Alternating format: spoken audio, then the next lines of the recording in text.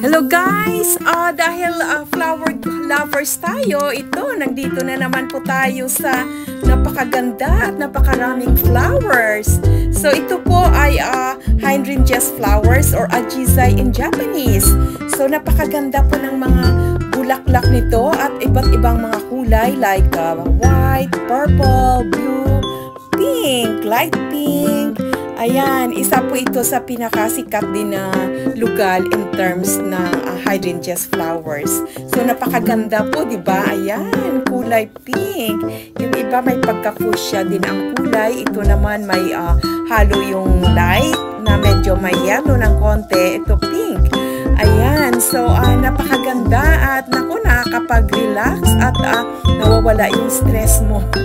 Nakalimutan mo yung kung mayroon kang konting problema dyan. Ayan, kung mahilig kayo sa mga flowers, ayan, itong video para po sa inyo. So, halos hydrangeas lang po lahat ito. So, samahan niyo ako at mag-i-enjoy tayo at mag-iikot tayo dito sa lugar na to.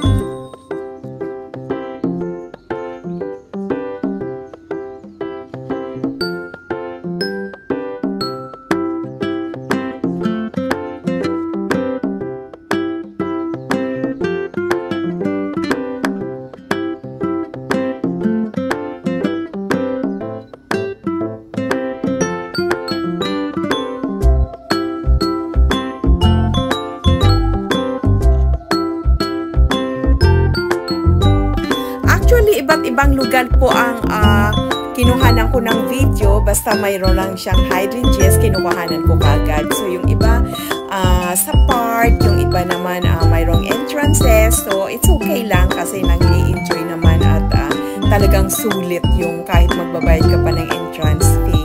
Talagang sulit yung view niya. Kasi, ito kasi just like sometimes isang buwan lang, nalulusaw na siya kaagad. So, ito yung pinaka-blooms niya, yung June dito po sa Japan. So, napakaganda. Ayan. Tingnan nyo naman, mai-inlove ka talaga kapag gustong-gusto mo yung mga flowers.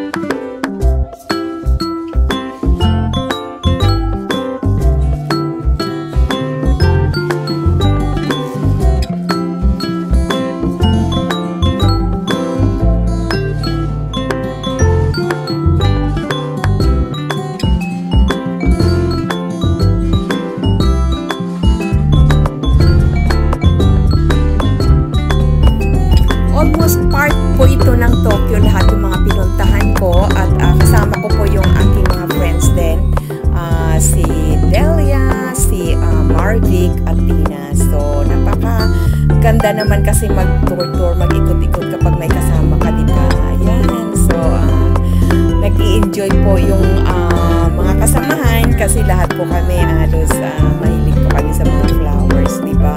Lalo na yung mga flowers na to, by season lang siya, not all the time. So, grab talaga yung time kahit na mag-absent, mag-off sa trabaho, basta nag-bloom yung mga flowers, diba? Ayan, last time, sakura naman siya, April naman yun. So, ito naman, March or April.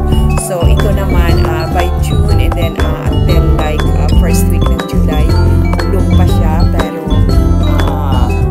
ano na yan, maglalaglaga na yan after ng season niya. Kaya yung mga tao, kahit na yung mga tenants, kahit na yung mga native sa lugar, talagang lumalabas po sila pagdating ng season ng flowers. Katulad nito, napakaganda at napaka-attractive niya, diba? So, ayan guys, just stay tuned at may marami pa dyan sa dulo. I hope na tatapusin nyo itong video na to. So, just stay tuned. And before I forget, please don't forget to subscribe Gina Jean's channel. Okay, let's enjoy!